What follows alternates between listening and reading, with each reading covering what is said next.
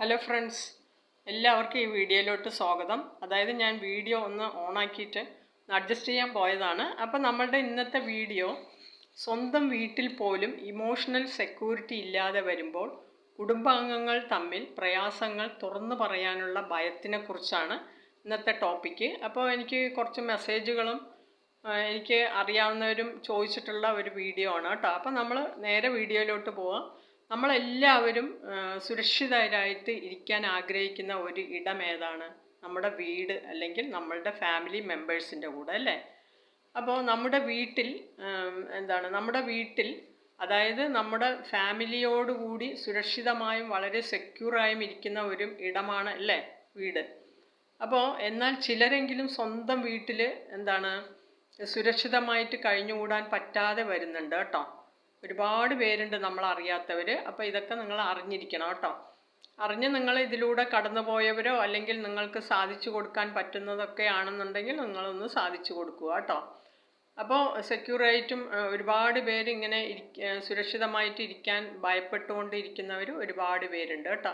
അപ്പോൾ സുരക്ഷിതമായിട്ട് കഴിഞ്ഞുകൂടാൻ പറ്റാതെ വരുന്നുണ്ട്. ഒരു ഫിസിക്കൽ സെക്യൂരിറ്റി മാത്രമല്ല അവർക്ക് വേണ്ടത്, മനസ്സിലായില്ലേ? ഒരു ഇമോഷണൽ സെക്യൂർ ആകുന്നത് വളരെ ഇമ്പോർട്ടൻ്റ് ആണ്, മനസ്സിലായില്ലേ? ഫിസിക്കൽ സെക്യൂർ നമ്മൾ ആവശ്യമുണ്ടെങ്കിലും അവർക്ക് ഇമോഷണായിട്ടുള്ള ഒരു സെക്യൂർ വളരെ ഇമ്പോർട്ടൻ്റ് ആയിട്ടുള്ള ഒരു കാര്യമാണ് കേട്ടോ. അപ്പോൾ ഈ ഫിസിക്കൽ സെക്യൂരിറ്റി പോലും ലഭിക്കാതെ വരുന്നവരുണ്ട് കേട്ടോ. നമ്മളുടെ ഫിസിക്കൽ സെക്യൂർ എന്ന് പറയുമ്പോൾ നമ്മളുടെ ശാരീരികമായിട്ടുള്ള എന്താണ് ഈ ഫിസിക്കൽ സെക്യൂർ എന്ന് പറയുന്നത് ചിലർക്കെങ്കിലും അറിയില്ല. അതായത് ശാരീരിക സുരക്ഷയാണ് കേട്ടോ. ഒരു ഫ്രെയിം വർക്ക് പോലെ ഉണ്ടാകും. അതായത് ഒരു ഫോട്ടോ ഫ്രെയിമിനുള്ളിൽ നമ്മൾ നിൽക്കുന്ന പോലെ ഒരു ഉദാഹരണം ഞാൻ പറഞ്ഞതാണ്. അപ്പോൾ ശാരീരിക സുരക്ഷയാണ്, അവർക്കൊന്നും പറയാൻ പറ്റാത്ത അവസ്ഥ കേട്ടോ. ഇമോഷണൽ സെക്യൂരിറ്റി എന്ന് പറയുന്നത് അനുകരണ സുരക്ഷയാണ്, മനസ്സിലായില്ലേ? ഇമോഷണൽ നമ്മൾ അനുകരണ സുരക്ഷയാണ്. അപ്പോൾ അങ്ങനെ ഈ ഇമോഷണൽ സിറ്റുവേഷൻ വളരെ ഭയാനകമാണ് കേട്ടോ. അവരുടെ കുറ്റബോധങ്ങളും വിഷമങ്ങളും വേറെ എന്തായിക്കോട്ടെ ഫാമിലിയോട് അല്ലെങ്കിൽ വീട്ടിലുള്ളവരോട് പറയാൻ ഭയങ്കര പേടിയാണ്. അതായത് നമ്മളെ കുറ്റപ്പെടുത്തുമോ അല്ലെങ്കിൽ വല്ലാതെ ചീത്ത പറയുമോ എന്നൊക്കെയുള്ള ഭയം അവരുടെ ഉള്ളിൽ നീറിപ്പോകഞ്ഞ് ഉള്ളവർ എന്ത് ചെയ്യും? ഉൾവലിഞ്ഞ് അവർ ഉത്കണ്ഠപ്പെടും, മനസ്സിലായില്ലേ? അങ്ങനെ ഒരു ഉത്കണ്ഠയൊക്കെ ഉണ്ടാവും അവർക്ക്. അങ്ങനെ പലപ്പോഴും ഉണ്ടാകുന്നവരുണ്ട്. ഉൾവലിഞ്ഞ് ഭയന്ന് ഇങ്ങനെ അവർ നമ്മൾ ഫാമിലിയോട് പറഞ്ഞു കഴിഞ്ഞാൽ അല്ലെങ്കിൽ നമ്മളുടെ ഉറ്റവരോട് പറഞ്ഞു കഴിഞ്ഞാൽ എന്തായിരിക്കും സ്ഥിതി എന്നുള്ളത് വിചാരിച്ച് അവർ ഉൾവലിഞ്ഞ് നടക്കുന്നവരായിരിക്കും. അപ്പോൾ അങ്ങനെയൊക്കെ ചെയ്യാറുണ്ട് മിക്ക ഫാമിലികളിലും. അതുകൊണ്ട് ഈ പ്രശ്നത്തിന് അല്ലെങ്കിൽ ഇതിൽ നിന്നും പുറത്തു വരാനുള്ള ഒരേ ഒരു സെക്യൂറായിട്ടുള്ള ഒരു കാര്യമാണ് റിലേഷൻഷിപ്പ്. ആ റിലേഷൻഷിപ്പാണ് നമുക്ക് വേണ്ടത്. അങ്ങനെയാണെങ്കിലേ അവർക്ക് ഒരു ഓപ്പൺ സ്പേസിലൂടെ നമ്മളുടെ മുന്നിലൂടെ കാര്യങ്ങൾ അവതരിപ്പിക്കാൻ പറ്റുകയുള്ളൂ, അല്ലേ? നിങ്ങൾ തന്നെ ആലോചിച്ച് നോക്കുക. അങ്ങനെ നമുക്ക് അറിയാമെങ്കിൽ നമ്മൾ അങ്ങനെ ചെയ്യാറില്ല. പക്ഷെ നിങ്ങൾ തീർച്ചയായിട്ടും ഇതിലൂടെ കടന്നു പോയിട്ടുള്ളവരാണെങ്കിലും അല്ലെങ്കിൽ കടന്നു പോകുന്നവരാണെങ്കിലും അറിഞ്ഞവരാണെങ്കിലും ഒക്കെ സഹായിച്ചു കൊടുക്കുകയും ഒക്കെ ചെയ്തു കൊടുക്കുക. അല്ലാന്നുണ്ടെങ്കിൽ മറ്റുള്ളവരോട് പറഞ്ഞു കൊടുക്കുക. നമ്മൾ അറിയുന്നുണ്ടെങ്കിലും ഒന്നും ചെയ്യാറില്ല. അതൊക്കെ വളരെ ഭയാനകമായിട്ടുള്ള പ്രശ്നങ്ങളിൽ ചെന്ന് ചേരും കേട്ടോ.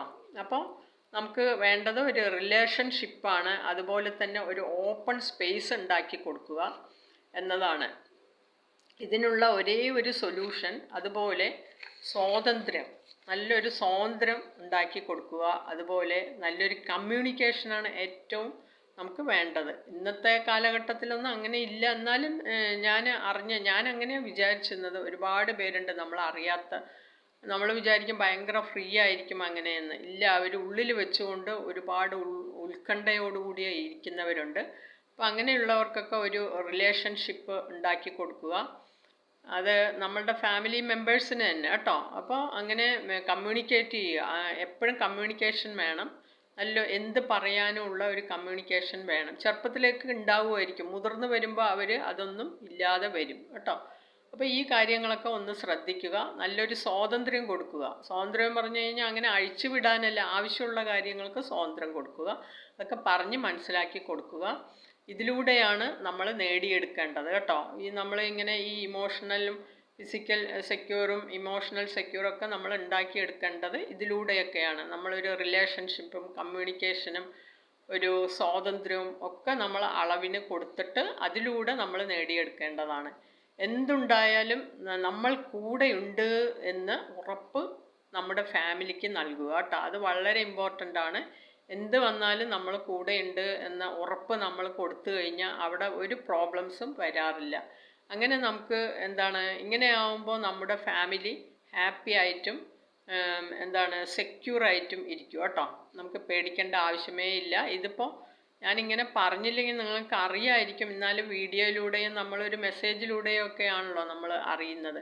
ഞാനൊക്കെ അങ്ങനെയാണ്. അപ്പോൾ ഈ വീഡിയോ നിങ്ങൾ തീർച്ചയായിട്ടും അറിഞ്ഞിരിക്കണം, മറ്റുള്ളവർക്ക് ഷെയർ ചെയ്ത് കൊടുക്കുക. അപ്പോൾ ഞാൻ ഇടയ്ക്കിടയ്ക്ക് 2 വീഡിയോ ആണ്, തിങ്കളും വെള്ളിയും ആണ് ഞാൻ ഈ വീഡിയോ ഇടുന്നത്, മോട്ടിവേഷൻ. അല്ലാത്ത ദിവസങ്ങളിലൊക്കെ ഞാൻ ഇടയ്ക്കും വേറെ മിക്സഡ് എന്തെങ്കിലുമൊക്കെ വീഡിയോ ഇടാൻ നിങ്ങൾ കാണണം.